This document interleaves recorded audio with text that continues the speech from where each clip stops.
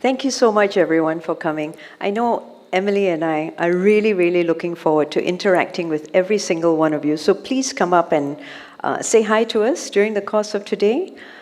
We want to thank Team Marksman for actually pulling this off. Thank you so, so much. And we're great to see supporters in the audience as well. So today, I wanted to just very briefly touch on this idea of when does profiteering interact with purpose?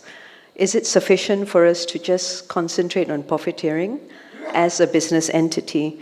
We're living in such interesting times right now. To paraphrase Tale of Two Cities, it's the best of times, it's the worst of times.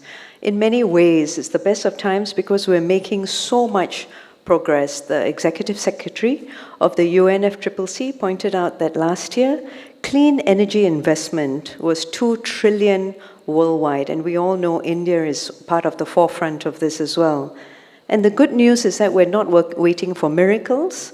The economics are on our side. The overwhelming majority of new renewables are actually at below the levelized cost of electricity, below the marginal cost of generation, and turnkey energy storage systems are also at extremely attractive prices as well. But we also know that last year, we hit 1.5 degrees of warming, that every subsequent year in the last few years has broken heat records. We know that almost all planetary boundaries have already hit tipping points. We know that there's a presence of microplastics in every part of our body. We know that just in the last few weeks and days, it started snowing in Jammu Kashmir 3 days ago. There's been flooding in Delhi and other parts of India a few weeks ago. 800 trekkers were stranded by a blizzard in Everest. So we know that we're not pivoting fast enough, and we've reached these tipping points. And when policymakers, regulators, when pricing, when valuations are lagging behind and do not reflect what many, if not the majority, of people are desiring, boardrooms are operating in this unforgiving environment. And when things go wrong, the hardest questions are going to be asked: where was the board and what were they doing? And so this is something it's going to be implausible to use "I didn't know, I wasn't sure" as a defense when even the child or the teenager in your house knows what's going on. But historically, profiteering has not intersected with purpose.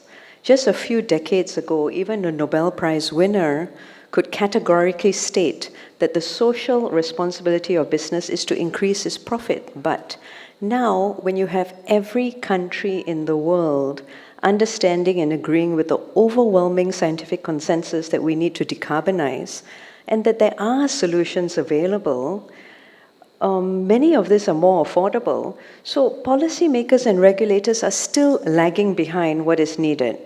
Despite this tragedy of the horizons, as Mark Carney described it, and despite this urgent need to reset the industrial base, we see that fossil fuel remains entrenched, carbon is not fully priced in.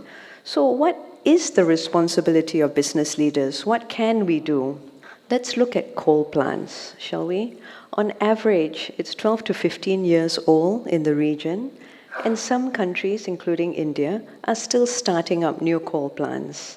Investors remind me that there's nothing illegal about financing these assets. We know that coal plants are not illegal then or now, but certainly there is a high likelihood of this being a stranded asset. At least one person in the room knows about that then, 12 to 15 years ago, and everybody knows that there's this probability now. So, is investing in assets which are likely to be stranded in a few years' time, is that a viable, sustainable business model? Is investing in businesses which are not aligned with the values or priorities of society, is that a sustainable business model? Should boardrooms, as stewards of the organization, therefore be liable if they do not identify, manage, mitigate these risks, and adapt to this new and fast-changing world, as many, many people are insisting? Children, youth, NGOs, overwhelming majority of scientists, and the International Court of Justice. So it's not illegal, but the risk of this being a stranded asset, the risk of alienating society is extremely high. So are there other imperatives which transcend market demand for profits? And all of us are in this room because we believe there is. And let me layer on something else on top of this. Traditionally, businesses are apolitical. But if there is an activity or transaction which is patently unfair, unjust, or clearly causes destruction, damage, death, should the boardroom be accountable for making profits at all costs? And if so, should the board and the C-suite then be actively advocating to policymakers and regulators that the playing field needs to be levelized to disincentivize such profiteering, whether it is carbon-intensive assets, rampant destruction of the environment, depleting nutrients in our limited arable land, responsible husbandry is needed, or, as we're seeing increasingly in the world around us today, even warmongering. And if so, on the policymaker and regulator side, do they then need to respond appropriately to such advocacy work?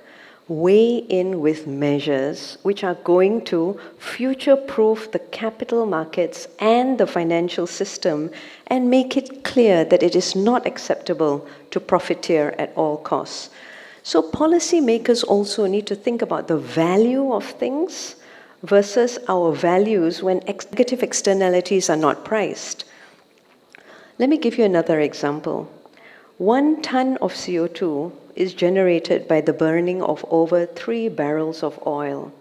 And at today's price, that's about $200 US. $200 US worth of oil will generate 1 ton of CO2. $126 of coal will generate 1 ton of CO2, just above 1 ton of coal. To stay on a 1.5 degrees pathway, and to be sure, we are looking at overshoot scenarios already. Those climate models are being developed now. But for 1.5 degrees pathway, the models show pricing of around $220 per ton of carbon in just 5 years' time. How many businesses can pivot away from this? And this is all public information. So remember, in boardrooms, the board pack contains a lot of historical, backward-looking information. But now there's an increasing need and urgency to identify and manage multiple emerging risks, multiple unknowns in the form of dynamic materiality. And this urgency is being pushed further along by the massive momentum in reporting and disclosure, which we are also seeing. This adds greater accountability on individuals for independent and non-executive directors. And disclosure is a double-edged sword because when we make forward-looking public statements about climate stress testing, about scenarios, about our strategies to address data limitations, about uncertainty, about capacity constraints, we are not only signaling our understanding and knowledge about these risks, we are also signaling our lack of understanding and knowledge. Done well, disclosure is an invaluable opportunity to build trust with your stakeholders. But this requires the boardroom to step up. So we're seeing increasing complexity in businesses, increasing risk profiles, paradigms are shifting, and we need to consider the appropriateness of a spectrum of responses. And who is thinking about all of this? Who is thinking about all of this? Because all of this is happening against a backdrop of what we call a post-literate society, as Times writer James Marriott has called this. He says, we are also seeing the draining away of culture, critical thinking, and intelligence, which represents a tragic loss of human potential and human flourishing because there is less emphasis on thinking and reading. And this is the form of advanced thought which underpins intellectual modernity. So to summarize, all key actors in the ecosystem need to anticipate and be seen as responding, because capital markets are forward-looking and will pull these risks into valuations very soon. And we need to appreciate and be resilient to these emerging risks, which also have a systemic impact on the financial system, which is the lifeblood of a thriving economy. And this massive reset of the industrial base is arguably the largest, the most valuable, multi-generational opportunity to create value. I'm looking forward to the conversations of today, which will help us anticipate and increase our collective resilience for this existential crisis of our time, which we face. Thank you so much.